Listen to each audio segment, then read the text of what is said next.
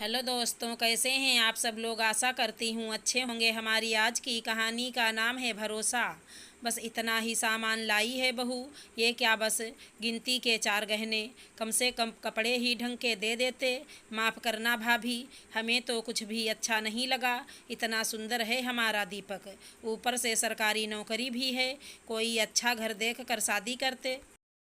लगता है लड़की बिल्कुल गरीब घर की है। इस तरह की आवाज़ें कमरे में आ रही थी, जिसे सुन नई नवेली दुल्हन दीपा का चेहरा उतर गया। उसे ज़्यादा बुरा इसलिए लग रहा था क्योंकि ससुराल पक्ष का कोई भी व्यक्ति कुछ भी नहीं बोल रहा था। तभी कमरे में दीपा की जेठानी प्रीति दाखिल हुई। दीपा का उतरा हुआ चेहरा बता रहा था कि वो बहुत आहत हुई है। प्रीति उसके पास बैठी और उसके कंधे पर हाथ रख बोली, दीपा, जब मेरी शादी हुई थी तो मेरे घर वालों ने बहुत कुछ दिया था, लेकिन इन लोगों को कोई चीज़ पसंद आए तब ना। ये लोग तो ऐसे ही बोलते रहेंगे। तुम इनकी बातों से दुखी मत होना। तुम्हारे घर वाले लाखों रुपए खर्च भी कर देते, तब भी इनके दिल को तसल्ली नहीं होती। इसीलिए इनको इग्नोर करो। और अभी अभी तुम्हारी शादी हुई है, खुशी का मौका है, चलो मुस्कुरा दो। जेठानी की बातें सुन दीपा को अच्छा लगा और वो हंस दी। रात में घर में संगीत का प्रोग्राम रखा गया था। सासू माँ कमरे में आईं और बोली, बेटा, रात में कोई अच्छी सी साड़ी पहन लेना। इतना कहे वो चली गईं। प्रीति वहीं थी। उसने दीपा से पूछा, तुम्हें साड़ी पहननी आती है क्या? नहीं दीदी, मुझे तो नहीं आती। अरे कोई बात नहीं, मैं मदद कर दूंगी। जब मेरी शादी हुई थी मुझे भी नहीं आती।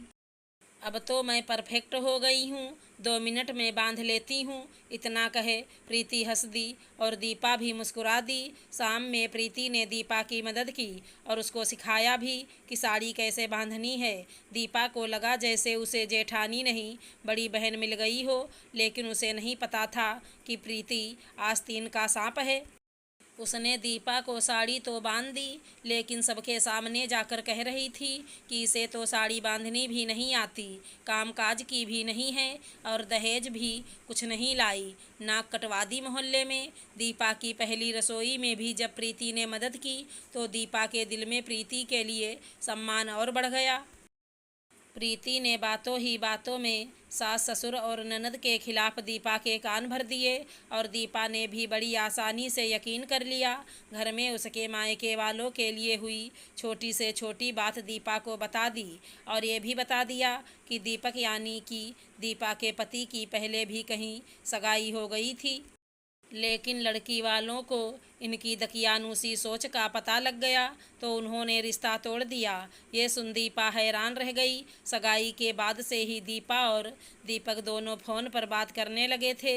1-2 बार मिले भी थे, लेकिन दीपक ने कुछ नहीं बताया। अब दीपा को ससुराल में सब बुरे लगने लगे थे। उसे लगने लगा था कि बस जेठानी ही उसका दर्द समझती हैं।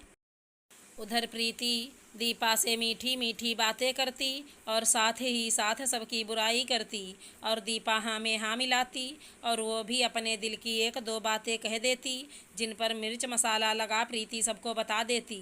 दीपा और ससुराल वालों के बीच दूरियां बढ़ रही थी। दीपा सभी से कटी कटी सी रहती, किसी से ज़्यादा बात नहीं करती।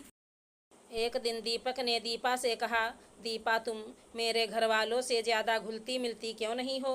बस अपने काम से काम रखती हो। कभी माँ बाबूजी के पास भी बैठो, उनसे बातें करो।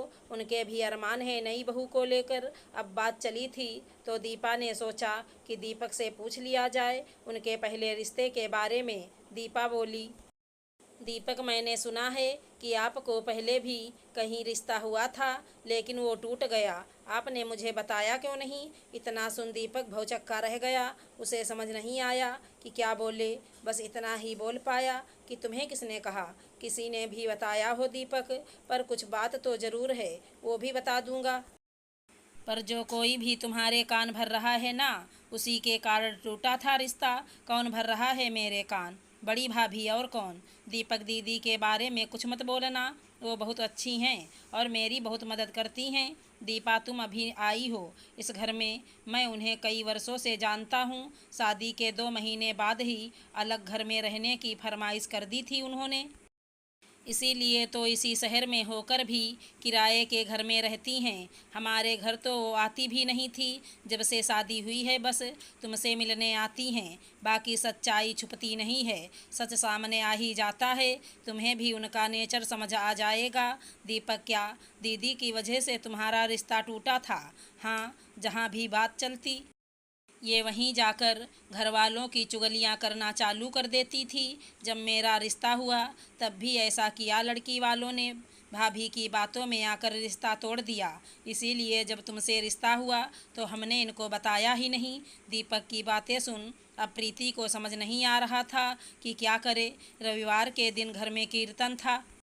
दीपा की ननद और जेठानी भी परिवार सहित आए हुए थे।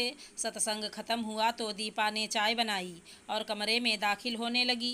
मोबाइल में रिकॉर्डिंग प्ले होने की आवाज़ सुनी तो रुक गई। ये आवाज़ उसी की थी। दीपा जब जेठानी से बात कर रही थी तो जेठानी ने चुपके से उसकी बातें रिकॉर्ड कर ली और वहीं रिकॉर्डिंग वो अब घर वालों को सुना रही थी और बोली, देख लो मम्मी, आपकी बहू ऐसी ऐसी बातें बोलती है आपके बारे में। दीपा से वहाँ खड़ा ना हुआ गया और वो रसोई में आ गई। इतना बड़ा धोखा दीदी, पहले मेरा विश्वास जीत लिया और अब ये सिला दिया है। क्यों दीदी क्यों? मैंने तो आपको बहन मान अपने दिल की सारी बातें बिना सोचे समझे कह दी और ये आपने क्या किया? घर वालों के सामने क्या इज्जत रह गई मेरी? पर अब जो आपने मेरे साथ किया मैं भी आपके साथ वहीं करूँगी। तभी पीछे से हंसती हुई जेठानी आ गईं। अरे दीपा, चाय बनी कि नहीं? कोई मदद चाहिए तो बताओ। दीपा मन ही मन सोच रही थी कि कोई इतना गिरा हुआ कैसे हो सकता है, मुँह का इतना मीठा और दिल का इतना काला। कहाँ खो गई? कुछ नहीं दीदी, मैं आती हूँ चाय देकर। आप मेरे साथ यहीं चाय पी लेना। दीपा कमरे में चाय देकर आई तो और आते समय अपना फ़ोन उठा लाई और रिकॉर्डिंग ऑन कर ली। फिर जेठानी से बातें करने लगी। प्रीति घर वालों की बुराई किए जा रही थी, सबको भला बुरा बोले जा रही थी। दीपा ने सब रिकॉर्ड कर लिया। रात में जब सब खाना खाने लगे तो दीपा सबको खाना परोस रही थी, लेकिन सास और ननद का मुंह फूला हुआ था। इतने दिनों से दोनों चुप थे, लेकिन आज उनसे चुप नहीं रहा गया।